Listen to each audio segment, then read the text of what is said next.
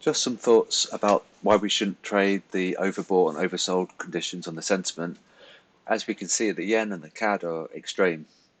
But for this video, we're going to ignore the CAD because we've got the central bank rhetoric, impacting price and sentiment. So we do avoid this for now. But we'll just focus on the yen. So it's quite a popular currency. And what's happened is that at the start of the week, all the bubbles are lying on this axis. And when the retail guys show us their hand, then we can see the bubbles move. And so this has become a stronger sell over time because they were long, but they added long. So that's why it's over here. However, and that's a big important word, however, we have come very, very close to the extreme, 88.17. We were further out earlier on today. The bubble was much higher up and further east. What's happened here is that we've hit a corner. It's got cornered, and so from a retail, no, from a high level perspective, like an eagle eye view of the FX market, this is potentially a liquidity hunt and probe. So price was pushed against the retail so hard is that they got cornered and they got pretty much obliterated and liquidized. And what's happening here is that we're seeing reversal. So really, we shouldn't see large bubbles up here. We should see small bubbles. And so what's happened is that we're seeing reversal on price action. And the reason why, I think, is that we can use there's a law of diminishing returns. It might look a bit confusing, but I'm using the escalator analogy to help describe what I'm trying to describe. Okay, so what's happened is that retail guys think price is going to come down, so they've gone short. For example, just as an example, it doesn't matter what currency it is, and then price does the opposite to punish them. So it takes stops out on its way up.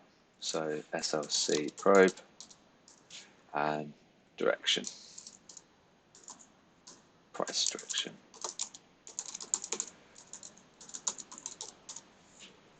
And then so then that for what will happen, they've taken the stops out here,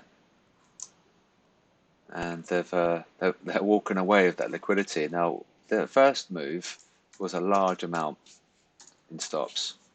We have to go back in time, and so we can see how that was quite a nice reward for the banks. They pushed price down because they knew the retail guys were going long, and they took their stops out. And that's just what happens. That's fair enough. What will happen on the second leg is that this figure is now not as attractive. Okay, and so it does the same, and these guys short it, and the price comes up. Just like before. So price comes down because they went long, and it takes their stops. So, and then hopefully this is clear. What they're getting for their efforts is less over time in retail stops because the banks have got an enormous amount of capital. The retail guys have a very small finite funds, and they cannot keep getting liquidized. And what will happen is that this 25k will go to 12.5, 12.5, and then 6.25, 3.12 if I remember. And so you can see how for their efforts they're not getting much in retail stops. And so this is why I think this is going to happen. And it's gone on for so long that the retail guys would then simply think, well, okay, so I'll reverse. Looking back, I mean, this month's been incredible. If only I'd gone that other way at the beginning of the month. So they reversed their sentiment, and so they decide to go long. They decide to short it in this example, but price comes up, and so those guys get stopped out. And so these latecomers to the party go long, but then they're going to be on the wrong side of the fence as price comes down. Now, what I think is very important for the yen and the CAD in the next coming weeks, we want to examine the stop loss cluster size above or below. Now, if the one below is really large, then it looks likely that this was actually a point of turnaround in the market. And so I think we're at this point here for the yen. And so there might be a little bit more squeeze left. And then it's like, oh, job done. We can reverse now because we've broken so many people. And then they're going to have negative return unless they flip price. And the banks can do that. So the banks are going to flip price to go against the retail guys. And then they can take profit on their stops. So could be potentially be reversal scenario. And what will normally happen is that they'll always push price the opposite of the retail guys as soon as they made a majority. And what will be important is definitely checking the SLC size next week. So I don't know, maybe this is like a large size. I'm not saying it's going to get as large as this. Where are we? Oh, yeah. So if this one is 1% in size and this is 4%, that's 4 times more likely going to probe. And especially if we do have this reversal on the sentiment as well. And this will tell us whether or not this was a case and these guys are going to get stuck. So I think it's potentially a scenario where they look at the month's performance, think, oh, if only I just reversed, if only I just done something different at the beginning of the month, and then next month it's going to be different. I'm not going to make that same mistake. I'm going to reverse.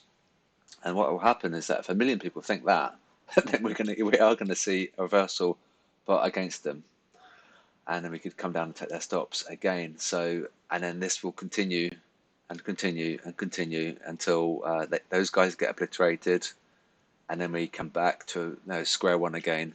We're back here, and it's just a big stop hunt in theory.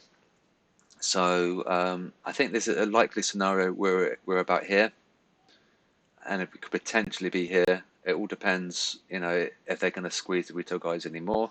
If this is the point of like maximum pain, which I mean, 88.5% long, it's ridiculous, really. There's no more, retail guys to squeeze, so we could potentially be here, and then we'll see a reversal where we're going to see a reversal on cross yen, and we're going to see yen strengthen and come off its corner.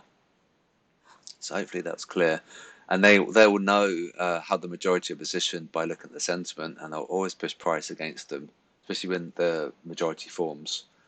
And so we could be at a crossroads right now, and we think we could even be here potentially. But we do want to examine the SLC sizes next week. So just a good one to go to the FX SSI webpage. I know I do advertise it a lot, but it is phenomenal. MT4 products, stop loss clusters, and get that, and then you can see which way the market's going to turn potentially by examining the stop loss cluster size. And there's your plans as well, and you can use the QuasiDB code if you want to, and you get a big discount. I went for Pro Plus, got 5 terminals and maximum history as well. So there's the likelihood of a reversal in yen, but it's not guaranteed like anything, and we could potentially keep grinding higher, and the retail guys are going to continue to get squeezed.